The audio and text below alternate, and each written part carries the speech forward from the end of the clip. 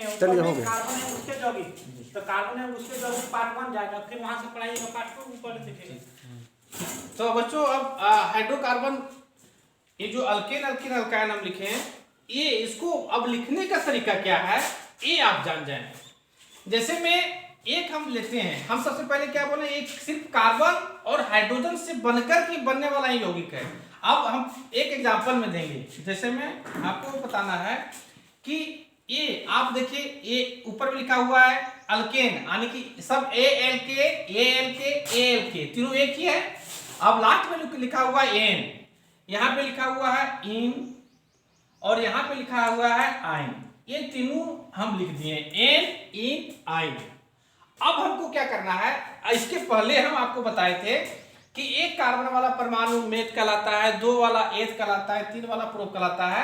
उसी के लिए, उसी को देख करके हम क्या करेंगे, एक कार्बन या 2 कार्बन या 3 कार्बन किसी का नाम लेते हैं। जैसे 2 कार्बन वाला परमाणु एथ कहलाता था, तो हम यहाँ पे लिख देंगे एथ, यहाँ भी लिख दिए एथ, यहाँ भी लिख दिए एथ, यहाँ भी लिख दिए एथ। अब ये बताइए कि जब एथ लिख दिए तीनों में, तब ये क्या हो गया, ये हो गया आपका इथेन, ये हो गया एथीन, और ये हो गया इथाइन। ये तीनों आपका हो गया। सिर्फ हम यहाँ पे क्या जोड़े, एथ। उसी तरह से आपको यहाँ पे जोड़ना है prop, but, pen, hex, hep, non, deca, जो भी जोड़ना है 10 कार्बन तक आप जोड़ सकते हैं, क्योंकि ये यहाँ आपका एन इन आइन तीनों यहाँ पे रहेगा। अब इसका सूत्र हम कैसे लिखेंगे, जैसे ये हो गया इथेन, तो इथेन एथ जो हो गया वो हम के पहले बोले कि ये 2 कार्बन वाला परमाणु का नाम है, तो 2 यानी कि कार्बन में परमाणु की संख्या 2, तब यहाँ पे लिख दिए C2। अब हम C2 जब यहाँ पे होगा तो इसका अल्केन का सूत्र था CnH2n+2, यानी कि कार्बन में न्यूट्रॉनों की संख्या हाइड्रोजन में न्यूट्रॉनों की संख्या दुगुने से 2 अधिक होगा। तब कार्बन में न्यूट्रॉनों की संख्या अगर हमारा 2 है, तो हाइड्रोजन में न्यूट्रॉनों की संख्या दुगुने से 2 अधिक, मतलब क्या हुआ, दुगुना हो गया, 2 दूनी 4, और उससे 2 अधिक, यानी कि 4 और 2 6। तो इसका यानी कि इथेन का सूत्र हो जाएगा C2H6। इसी तरह हम इसके पास चलेंगे, ये भी कार्बन में न्यूट्रॉनों की संख्या 2 ही है, क्योंकि इसका सूत्र क्या कहता है अल्किन का कि CnH2n, यानी कार्बन में न्यूट्रॉनों की संख्या जितना होगा, हाइड्रोजन में न्यूट्रॉनों की संख्या सिर्फ दुगुना होगा। अगर कार्बन में न्यूट्रॉनों की संख्या 2 है, तो दुगुना इसका हाइड्रोजन में न्यूट्रॉनों की संख्या कितना हो जाएगा, 4, यानी C2H4। अब एथीन का सूत्र हो गया C2H4। अब हम चलेंगे इथाइन के पास, फिर यहां भी हम क्या करेंगे, C2 ही लिखेंगे, लेकिन इसका सूत्र होता है, अल्काइन का सूत्र होता है CnH2n-2, यानी कि कार्बन में न्यूट्रॉनों की संख्या जितना होगी, हाइड्रोजन में न्यूट्रॉनों की संख्या दुगुने से 2 कम, यानी कि C2 हो गया, तो H हम कितना देंगे, इसका दुगुना हो गया 4, और 4 में 2 कम कर देंगे तो कितना हो जाएगा, 4 में 2 चल जाएगा तो 2, यानी कि इसका सूत्र हो जाएगा C2H2। अब ये तीनों का सूत्र हो गया। अब ये हमारा कहलाता है क्या,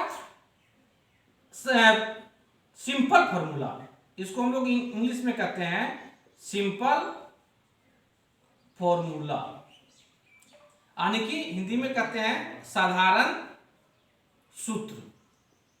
इसे हम कहते हैं साधारण सूत्र, यानी इथेन का C2H6, एथीन का C2H4 और इथाइन का C2H2। अब इसका जो आप लोग को 3 नंबर का यही चैप्टर से, यानी कि सिर्फ हाइड्रोकार्बन से 3 नंबर का पूछता है क्वेश्चन, जो सिर्फ क्या करेगा, उसको एक लिखने दे देगा कि इसी का स्ट्रक्चरल फॉर्मूला लिखने का देगा, जैसे C2H6 का, C3H8 का, यानी कि जिसका जितना भी है सारा का सारा स्ट्रक्चरल फॉर्मूला लिखने के लिए कर देगा। तब स्ट्रक्चरल फॉर्मूला, यानी कि स्ट्रक्चरल फॉर्मूला को हिंदी में कहते हैं संरचनात्मक सूत्र। ये संरचनात्मक सूत्र हम कैसे लिखते हैं सो देखेंगे। सबसे पहले हम देखेंगे कि यहाँ कार्बन कार्बन के बीच जो बॉन्ड बना हुआ है वो क्या है, सिंगल। तो हम यहाँ चूंकि 2 कार्बन है, तो एक कार्बन और एक कार्बन, ये 2 कार्बन हम दे दिए, और ये सिंगल बॉन्ड यानी कि एकल आबंध बना हुआ है। अब हाइड्रोजन की संख्या कितना यहाँ कर रहा है कि H6, यानी कि यहाँ H हाइड्रोजन जो है हम कितना देंगे, बैठाएंगे 6, 1 2 3 4 5 और 6, और इस तरह से ये संरचनात्मक सूत्र बन करके तैयार हुआ। अब आप बताइए, पूछिएगा कि ये कार्बन में हम 4 ही बॉन्ड क्यों दिए, तो हाइड्रोजन में 1 ही बॉन्ड क्यों दिए। तो कार्बन का चूंकि परमाणु संख्या 6 होता है, तो अंतिम कोष में इलेक्ट्रॉनों की संख्या इसका 4 होता है। तो 4 ये डोनर है और एक्सेप्टर, यानी कि 4 किसी को दे करके भी अपना ऑक्टेट पूरा कर सकता है और 4 किसी से ले करके भी ऑक्टेट अपना पूरा कर सकता है। जैसे में इसको अगर लेके पूरा करना है तो एक हाइड्रोजन इससे लेगा, एक इससे लेगा, एक इससे लेगा, एक इससे लेगा, यानी कि हर समय इसको हर समय पूरा का पूरा जो है वह यानी कि जो बॉन्ड होना चाहिए वो हर समय 4 बॉन्ड, 4 अपना और 4 दूसरा का, ये लेकर के अपना पूरा करेगा। और इस तरह से ये हमारा संरचनात्मक सूत्र बन करके इसका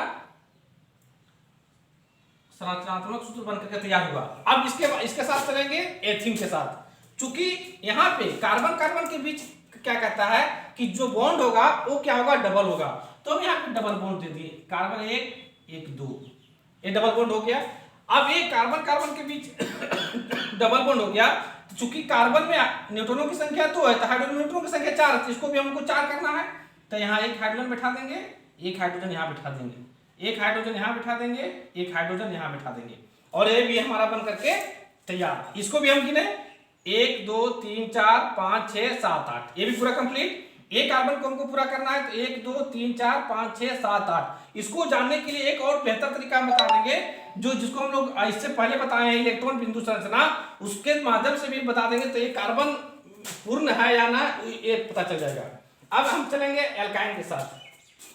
तो अल्काइन फिर उसी तरह से कार्बन कार्बन के बीच जो बॉन्ड दिया हुआ है अल्काइन में वो कितना है, ट्रिपल बॉन्ड। तो यहाँ पे ट्रिपल आने की त्रिया बन दे देंगे 1 2 3, ये भी कार्बन यहाँ बैठा दिए।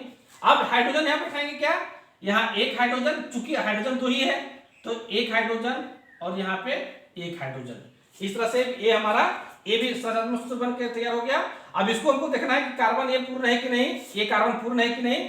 तब हम देखेंगे 3 और 3 6 7 और 1 8, ये भी पूरा है। एक कार्बन देखेंगे 1 2 3 4 5 6 7 और 8, ये भी हमारा पूरा है। अरे किस तरह से हम लोग चाहेंगे तो सारा का सारा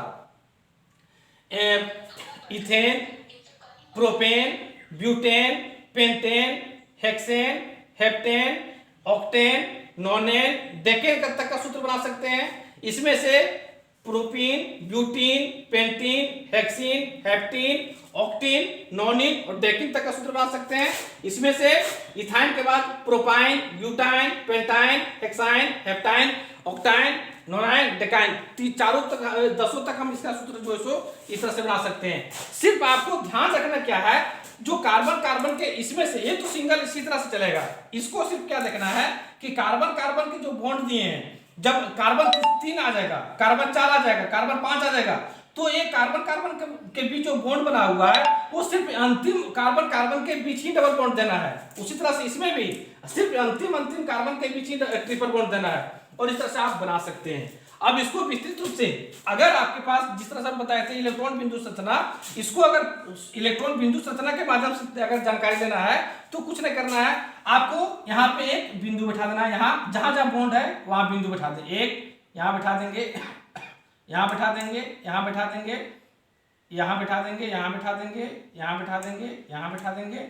यहाँ यहाँ यहाँ यहाँ। अब इसको हम जिसको चाहेंगे उसको हम पूरा घेर सकते हैं। इसको हमको 8, चूंकि कार्बन का 4 होता है, 4 किसी से लेके अपना ऑक्टेट पूरा करता है, तो 4 गिनेंगे 1 2 3 4 5 6 7 8, यानी कि इसको ऐसे करेंगे और ऐसे करके इसको पूरा कंप्लीट हो गया। एक कार्बन को अगर हमको ऑक्टेट देखना है तो 2 2 4 2 6 और 2 8। अब ये हाइड्रोजन चूंकि एक ए परमाणु यानी कि इसका परमाणु संख्या 1 है, हाइड्रोजन का परमाणु संख्या 1 है, और एक किसी से यानी कि इसका जो द्रव्यमान संख्या होता है यानी कि 2 जाता है इस तरह से, तो इसको भी 2 लेकर के हमको डुएट पूरा करना है। जब भी पूरा कोई भी तत्व आतो ऑक्टेट आतो डुएट लेकर के अपने आप को पूर्ण करेगा, तो हाइड्रोजन डुएट लेकर के अपना पूर्ण करेगा, और कार्बन यहाँ जो है सो 4 किसी से लेकर के आने की 8 लेकर पूरा। और इस तरह से हम लोग क्या है कि इलेक्ट्रॉन बिंदु संरचना ज्ञात कर सकते हैं। तो आप जो है सबसे पहले क्या करना है, जो एक कार्बन वाला परमाणु है यानी कि जिसको हम लोग कहते हैं मेथेन, तो मेथेन का तो बन जाएगा CH4 बन जाएगा, लेकिन मेथिन और मेथाइन का सूत्र नहीं बनता है, इसलिए मेथिन और मेथाइन इसको छोड़ करके आप सारा का सारा एक पूरा जो सो बना करके हमारे व्हाट्सएप में आप भेजें।